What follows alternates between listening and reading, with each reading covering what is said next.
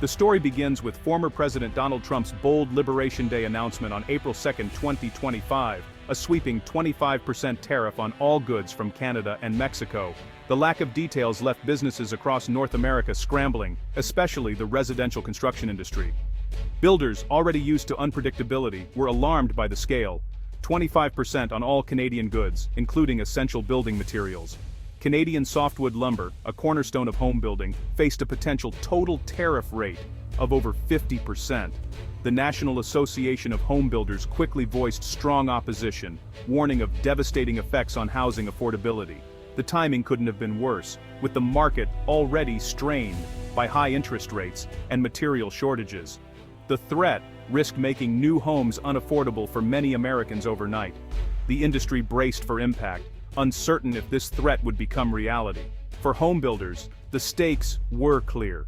The cost of building could skyrocket, putting the American dream further out of reach. The sector waited anxiously, knowing the consequences could be immediate and severe. As of April 2025, Canadian softwood lumber faced a 14.54% U.S. tariff, double previous rates. Canadian lumber supplies about 30% of U.S. demand, so any price change ripples through the market.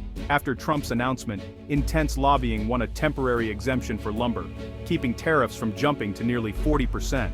But this relief is fragile. A Commerce Department review could push rates as high as 34% by year's end. Builders struggle to plan amid this uncertainty, unable to predict costs for a key material. The industry operates under a cloud, hoping for stability but bracing for another price shock.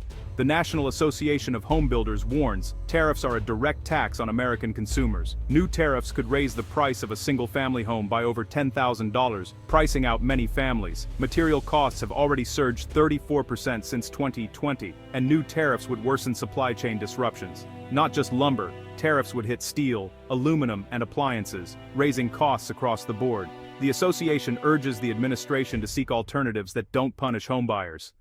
Efforts to boost domestic production and efficiency are underway, but federal policy remains the biggest factor. As long as tariffs loom, the cost of homeownership will stay high, threatening the next generation's dreams. A 25% tariff on Canadian goods would hit both economies, but Canada's export-driven market would suffer most. U.S. consumers would see higher prices and inflation, while the Canadian dollar could weaken, partially offsetting losses for producers. Many analysts see the tariff threat as political leverage, not pure economic policy. If implemented, tariffs could cause extreme price swings, making Canadian lumber less competitive and opening the door to European imports. The ripple effects would disrupt industries from agriculture to autos, threatening millions of jobs. A trade war would create instability and economic hostility, harming both nations. The interconnected U.S. Canada economies mean damage on one side hurts the other.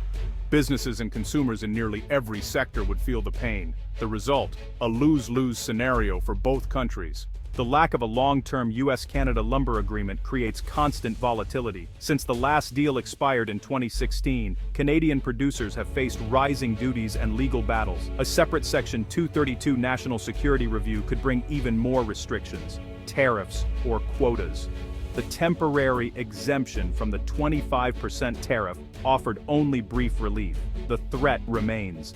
Businesses must constantly hedge against political risk, driving up costs and stifling investment. This uncertainty tax is passed to consumers as higher prices.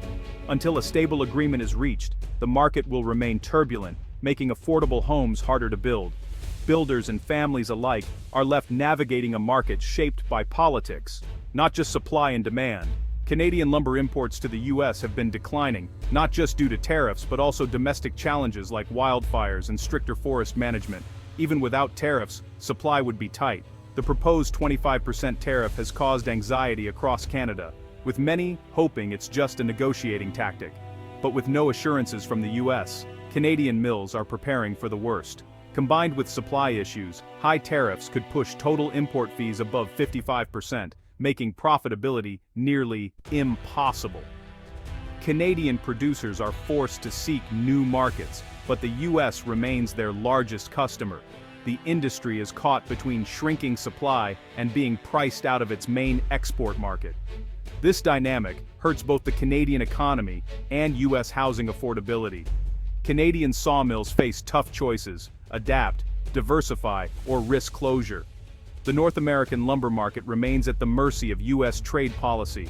The future of U.S. Canada lumber trade is uncertain, with stakeholders watching every move. The temporary exemption spared lumber from the 25% tariff, but the core dispute is unresolved. A Commerce Department review could double tariffs by year's end, while a Section 232 investigation threatens new restrictions. The outcome depends on political negotiations. Are tariffs a short-term tactic or a lasting shift? Industry groups continue to push for stable, predictable trade policies to support housing affordability. For now, builders and buyers must navigate ongoing volatility. Only a new softwood lumber agreement can bring stability. Until then, the cost of building and buying homes will likely keep rising, straining families nationwide.